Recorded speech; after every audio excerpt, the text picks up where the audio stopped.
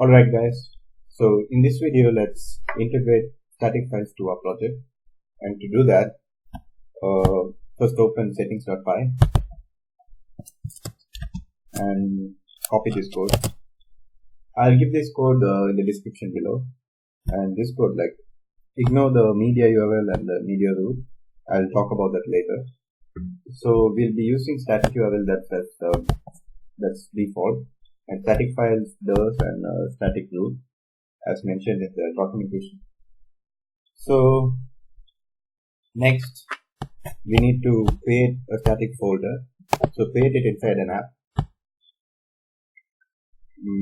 Static, and inside static we can work with CSS and JavaScript files.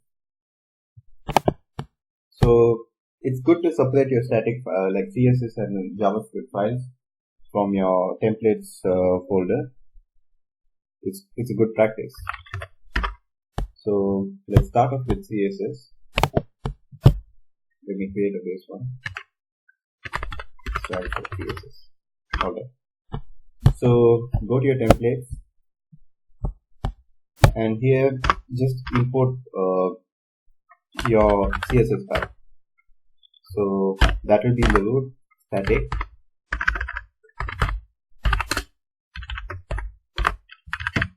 css/styles.css. Alright. Since we are importing a CSS file here, we need to specify load static. Alright. Next, to see if it works, go to let's refresh. Is it running? No.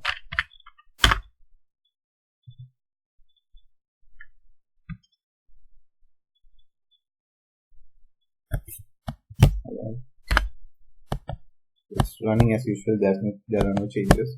So just go to your CSS file, and what do we have?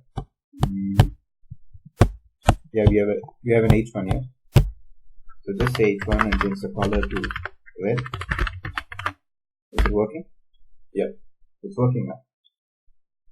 So this is how you integrate CSS files using static in a Django project. Suppose if it doesn't work, select your static. So python manage.py select static. It will give an error because we don't have a folder called static env here. So just create one.